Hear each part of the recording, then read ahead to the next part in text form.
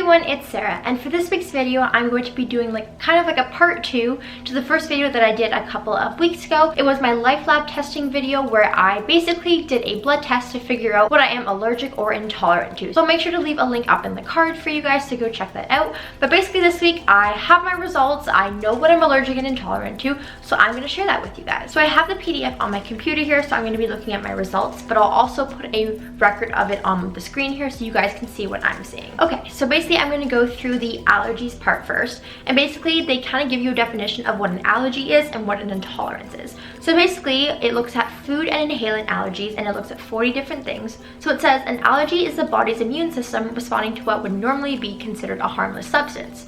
The body perceives the substance to be a threat and produces an inappropriate response. So basically something that would be normal in some other people, your body perceives as a threat. And basically to test this for the food and inhalant allergies, so inhalant are like animals, kind of dusts and stuff like that, they look at the IgE antibody levels in your body. So basically, if you are allergic to something, there are more of these IgE antibodies that are produced, and that basically shows that you're allergic to it.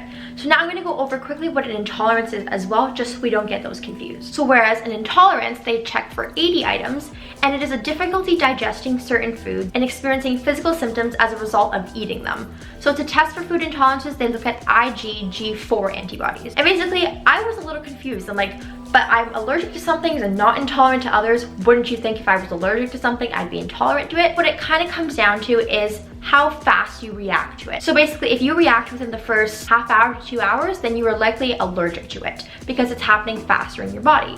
But if it takes a couple hours for you to actually react to it, it's likely an intolerance. So now what you've all been waiting for, what am I allergic and intolerant to? I am not allergic to any seafood. So they tested 4 different types. They tested cod, crab, salmon, and shrimp, and I have no reaction to it. Then they tested meat, and I have a score of 100 as a high reaction to allergic to meat, but I'll come back to that in 1 second. And then it tested for grains and starch, and it basically says I'm not allergic to any of the grains, as you can see on the screen here. I'm also not allergic to any nuts and seeds or any vegetables. I'm not allergic to beans, poultry, nothing. Now, the next thing that I'm allergic to, with a score of 87.10, I'm allergic to milk, which is something that I kind of had an idea that I was either intolerant or didn't settle well with me, so I kind of expected this one. So basically, since I have such a fast reaction to having milk, it's considered an allergy rather than an intolerance. And now we're coming back to the meat portion of it. So basically, I was very confused why I was allergic to meat. So basically, I reached out to Lifelab Testing, kind of asking why, and their nutritional expert got in touch with me and basically kind of explained why I might be allergic to it. So basically, it could be linked to a particular animal. It doesn't mean I'm 100% allergic to meat in general, but more of a particular animal. And then she looked at my results and saw that I was also allergic to milk. And milk and beef come from the same animal, a cow. But yeah, so that's kind of explained to me why I was allergic to the meat. So now we'll keep going down. I'm not allergic to any fruit at all, nothing, no tree pollen allergies, no grass pollen allergies, weed pollen. I kind of had an idea. I've never ever had any symptoms like that. But then it comes down to pets, and it says horsehair and cat hair I am allergic to. Horsehair more so than cat hair, and that kind of makes sense. I don't have a really skin reaction to them, but I do remember when I was younger, if I've touched a cat or a horse, if I then go and kind of rub it around my face, I will start to get itchy and sneezy and stuff like that, so that makes sense. And now it doesn't say I'm allergic to dog hair, and I've never really had any symptoms for dog hair, so that made sense. Then it says I don't have a dust allergy, no insects, mold, nothing. Okay, so now we are on to the intolerances. So it says I have a medium intolerance to blue mussel in the seafood category, but nothing else that I am intolerant to. Next come meats, and as it shows up, I do have a low intolerance to beef. So that's interesting because that could have something to do with my allergy. Basically, if you have an allergy and it shows that you aren't intolerant to it, the allergy kind of takes precedence over the intolerance, because the only difference is that your reaction happens quicker. So you are going to have a reaction no matter what. And then as we scroll down,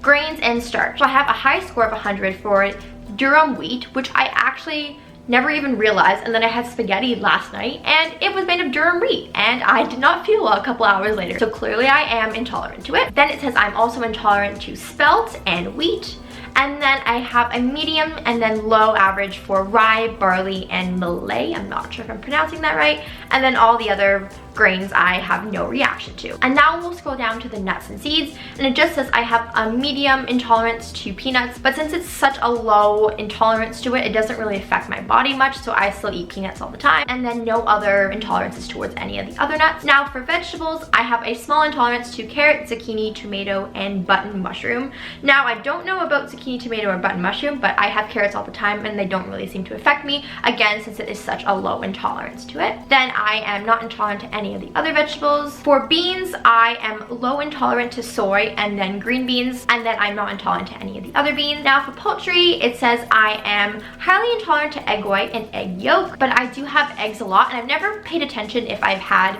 any symptoms after them. It's showing here that I have a high intolerance to them, and now I don't really remember having a super adverse reaction to them, maybe because intolerances take a lot longer for you to feel, and that's why I've never kind of put 2 and 2 together. But overall, they don't overly seem to bother me that much, so I don't think I'm going to overly eliminate them from my diet. Milk and cheeses, I'm not intolerant to anything, but since I have a dairy allergy, that kind of like takes precedence over everything, so I have completely cut out dairy out of my diet. Fruits, I have a low intolerance to banana, strawberry, pineapple, and orange. Again, since it's low, I don't really have to cut them out of my diet, and then I'm not intolerant to any of the other fruits. Now there's miscellaneous items. It says I have a low intolerance to gluten, mustard, and baker's yeast. Again, low intolerance. Don't really seem to affect me, so I'm not going to cut it out. Now we get to the final part of the PDF here that shows about your recommendation. Basically, it kind of gives you more information just regarding your results. So it says, important information on eliminating foods. If you have any reactive foods in the allergy section, we would recommend removing these from the diet. So they may be low, medium, or high. So basically they recommend if you have any allergies, eliminate them. And then it says for the intolerance section, if you have any reactive foods in the intolerances section, we would recommend those with a high reaction level by following an elimination diet and then slowly reintroducing the foods. And now again, they do say something about test results and symptoms, which is kind of what I was saying earlier. It says we are unique and individual, and this is particularly important to remember when considering physical symptoms and the impact of food and drink we have. A high sensitization in testing may mean mild or no symptoms to some, while others may experience debilitating symptoms and may have low sensitization in testing. So that's just what I was saying earlier. Eggs, I seem to have a high level of reactivity to, whereas others may have a high level and their body can't handle it. So kind of just read your body, understand what your symptoms are and what you're feeling, because everyone is going to be different ultimately. And at the very end, they basically say, well, what happens next? You're probably wondering, well, if I'm allergic and intolerant to this and I want to not feel sick anymore, what do I have to do? And they recommend an elimination diet. They say an elimination diet is the removal of those foods which have been identified as causing an allergic or intolerant reaction from your daily diet. So it's basically kind of just eliminating those foods entirely. And so basically they give a step-by-step process on how to do it. So I will leave a link down below to their website so you can go and check it out yourself and kind of read all about the elimination diet and different ways to kind of reintroduce foods. But yeah, I hope you guys have enjoyed the video and enjoyed seeing what I'm allergic and intolerant to, because some of it did come as a surprise to me. But if you do take this test and you do have results that are a little confusing to you, remember everyone reacts differently. It may show up that you are high intolerant to it, but your body just may be able to deal with it better than other people. So yeah, I will leave a link down below again to their website. Thank you so much, Lifelab Testing, for sending me this test, and I'll see you guys in a little bit. Bye.